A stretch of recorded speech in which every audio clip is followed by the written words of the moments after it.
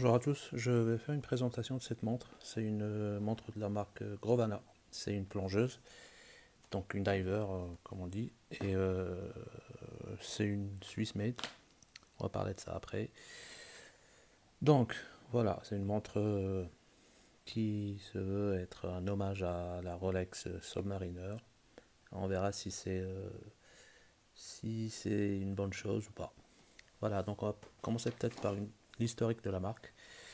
Donc c'est une marque qui a été créée en 1924, puis revendue en 1970.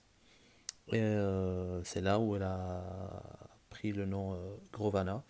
Elle a sorti une première collection en 71 et en 80, ils ont commencé à faire des montres en quartz. Celle-ci, c'est une montre automatique. En 2001, ils ont racheté la marque Revue Tomen. Voilà, c'est tout pour l'historique. Sur le site, j'ai vu qu'ils font des montres sur mesure. J'en ai jamais vu, je ne sais pas du tout dans quelles conditions. On va commencer par la boîte. C'est une boîte en carton classique, rien de super intéressant.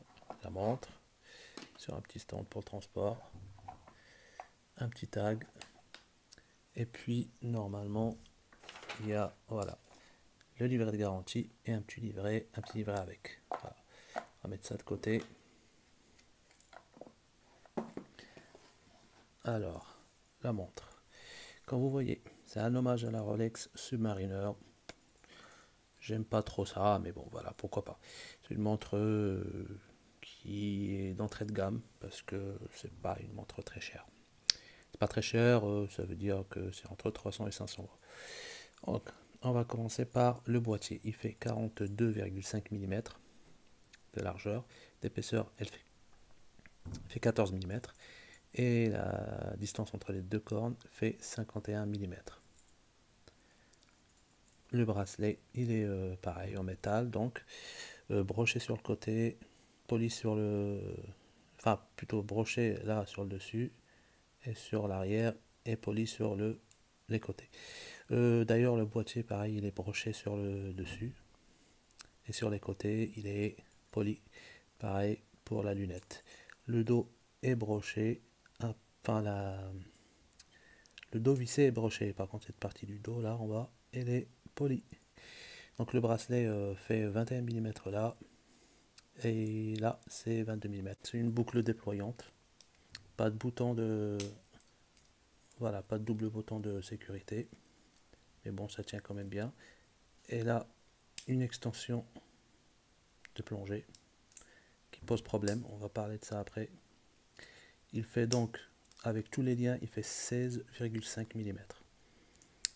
Pour enlever des liens ou en rajouter, bon c'est un système avec des tiges et un joint. Donc voilà, il y a la tige qu'on peut pousser d'un côté ou de l'autre. Et là, à ce niveau-là, au milieu, il y a un joint qui est un peu serré au milieu et qui permet de serrer la tige et permet à la tige de ne pas se barrer d'un côté ou de l'autre. Pour changer de bracelet par exemple, je pensais que c'était du 22 mm, mais quand j'ai mesuré, ça fait 23. Alors je sais pas si c'est une erreur de ma part, mais a priori c'est du 23 mm.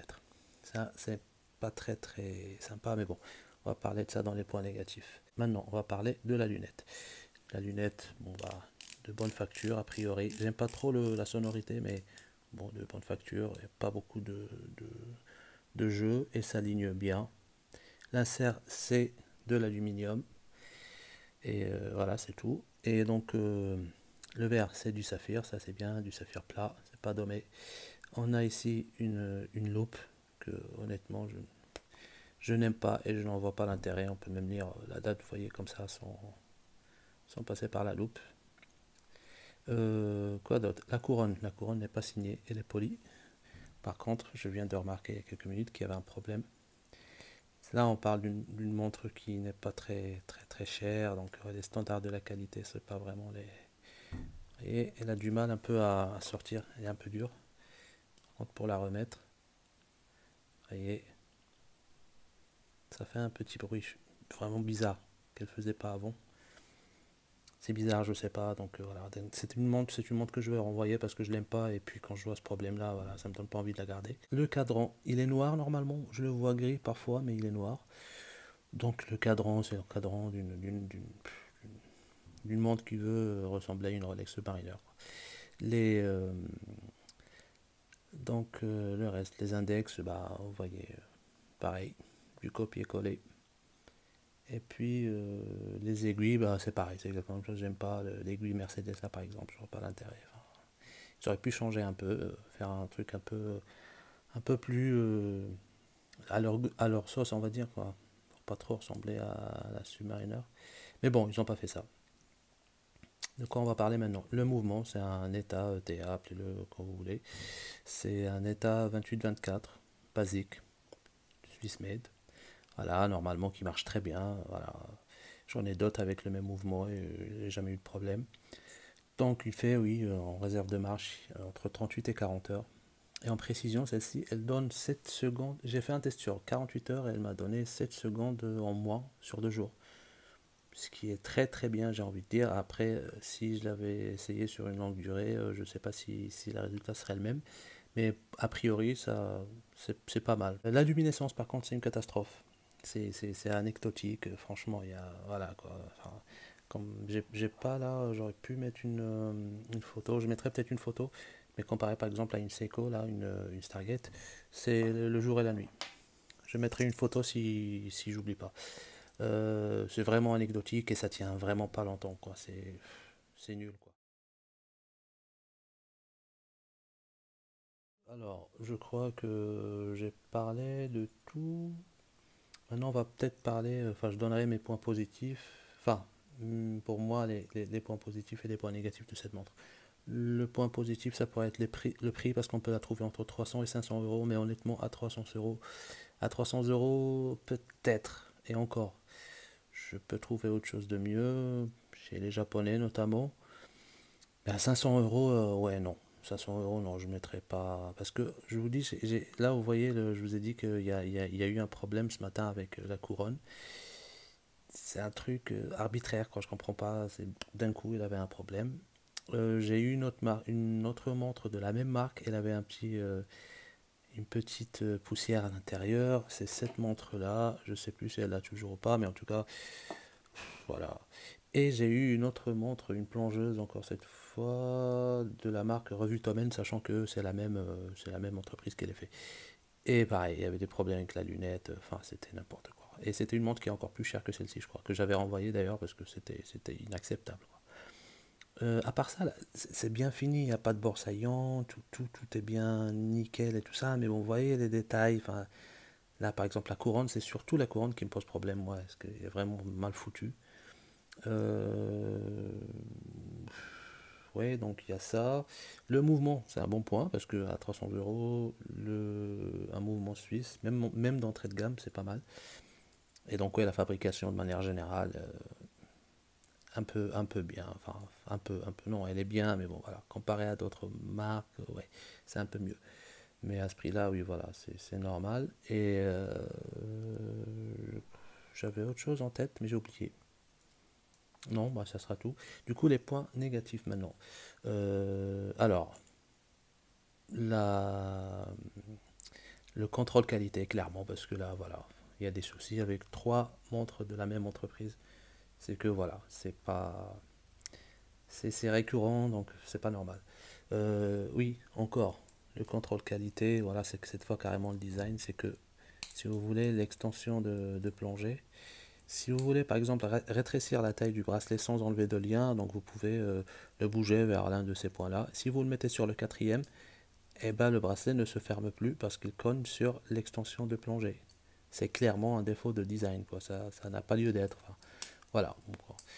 Il y a ça. Quoi d'autre? La couronne, j'en avais parlé. La luminescence, qui, franchement, elle sert absolument à rien. Elle est nulle. Voilà. C'est le cas de le dire. Les différents modèles des deux marques, par exemple la Gorvana et la revue Toben, se ressemblent beaucoup. Donc, autant faire voilà, un seul nom et voilà. Virer une marque, à mon avis, parce que ça sert à rien. Elles sont pas toutes pareilles, mais pour plusieurs d'entre elles, elles se ressemblent beaucoup. Il y a juste le nom qui change. Euh, le fait que ça soit un hommage, j'aime pas ça. Enfin, je sais pas, Seiko par exemple fait des plongées qui ressemblent, enfin voilà, qui sont inspirées peut-être des Rolex et tout ça, mais c'est absolument pas la même chose quoi. c'est fait à leur sauce, ça a une âme, c'est mieux quoi.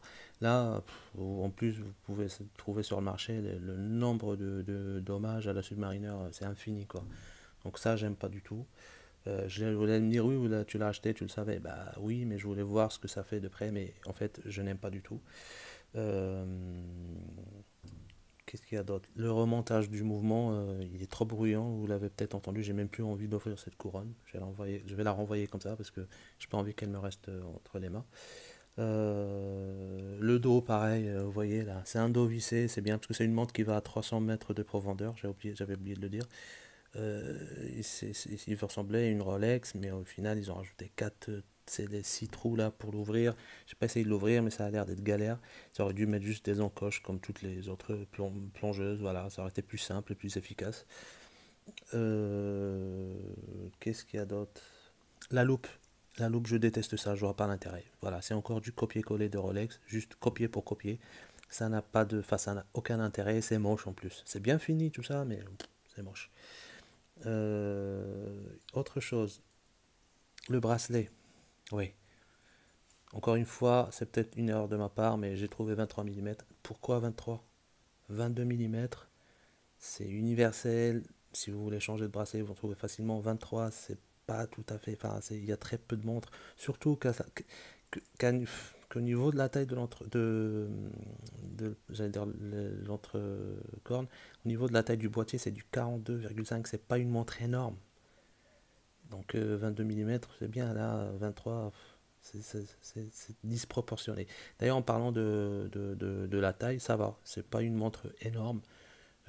Attendez, je vais essayer de peut-être la mettre sur mon poignet qui fait peut-être 17,5 mm, centimètres plutôt. Vous voyez, ça va, c'est pas énorme. Donc ça, c'est un bon point aussi. Oui, donc voilà le bracelet au niveau des cornes, 22 mm, ça aurait été mieux. Et puis, il y a le site web aussi. Il y a très peu d'infos sur les montres. Vous allez sur la page d'un produit qui vous plaît, par exemple cette montre, et ben il n'y a pas grand chose à dire là-dessus sur le site. Il n'y a rien, voilà. Ils n'ont rien marqué.